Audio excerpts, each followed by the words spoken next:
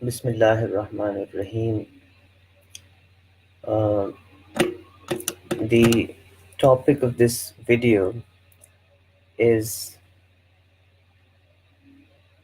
what steps we as individuals can take to contribute in the peaceful coexistence of various religions and religious uh, viewpoints.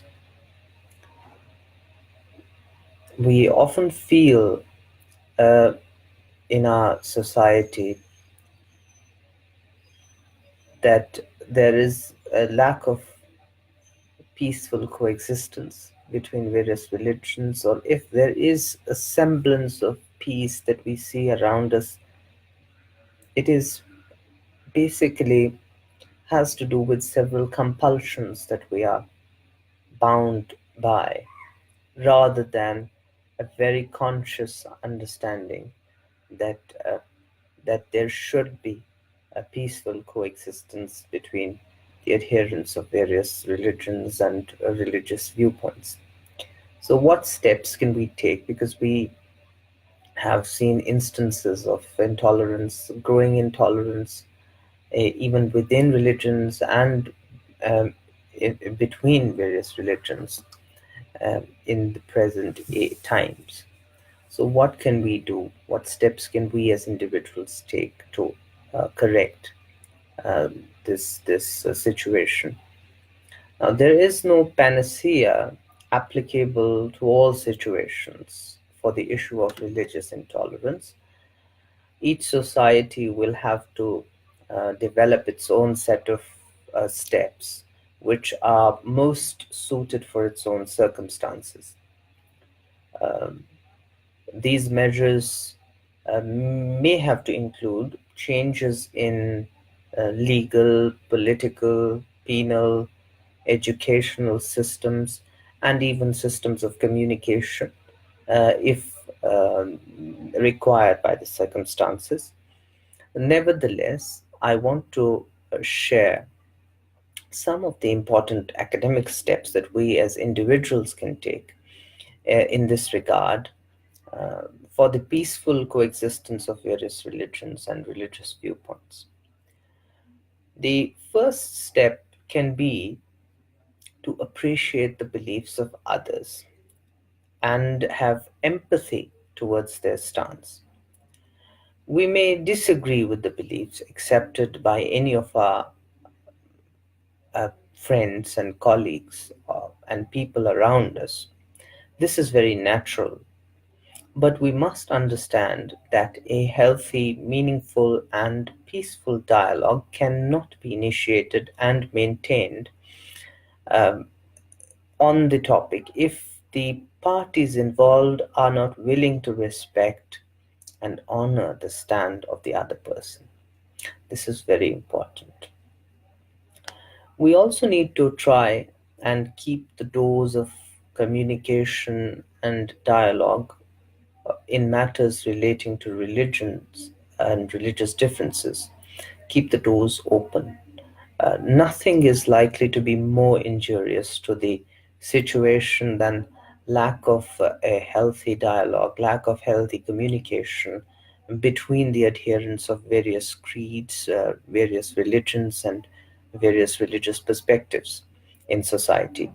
We can see the example of this in our own, in our part of the world, the Indian subcontinent, where there is no meaningful dialogue taking place between the various religions existing here, or even within various religious viewpoints, religious perspectives, or sects that exist within a particular religion. People are afraid to talk, and I'm sure you will agree that this does tremendous harm to the society that we live in. Then we need to understand the fact that a person's religious affiliations uh, are primarily dependent. Whatever the religious affiliation of a person is, it is primarily dependent upon his internal value system rather than his apparent affiliations. A person should be allowed and even encouraged to ascribe to the set of beliefs which he internally holds to be true and correct, honestly, which he honestly holds to be uh, true. And this allowance should be without any external socio-cultural and legislative pressures. We need to understand that if God has allowed people, his creation, to we have been given the free will to ascribe to any religious belief um, which we hold to be true, then no individual, no collectivity or government or the pulpit has the right to restrict the individual's freedom in this regard. You see, God Almighty gives birth to people in different religious backgrounds. And people are conditioned right from their childhood to hold certain beliefs as indisputable, hold them to be completely and absolutely true, and hold the beliefs of others to be incorrect. So, how can mere mortals then restrict the very freedom which has been given by God uh, to the people in the life of this world? Uh, uh, to stop people from ascribing to a particular religion which they would honestly believe is true, they would, or any religious viewpoint which they honestly hold to be true, um, uh, is equal to challenging the creation plan of God. It is nothing but playing the role of God, or taking the matters that have to be left to God, that are related to God, into our own hands, which is a very serious matter and is the cause of great conflict and strife in this world. Um, Further, a general training on a societal level, uh, with reference to the fact, to the point that even though only one set of religious beliefs can be completely true at one time, yet the understanding and interpretation of the truth by human beings can be different. This recognition, uh, or this awareness has to be spread and shared with our friends, that although we, as students of religion, we recognize that there are fundamental differences between in the teachings of various religions, yeah, and they cannot all be simultaneously true, and only one set of beliefs or one set of ideas can be completely true.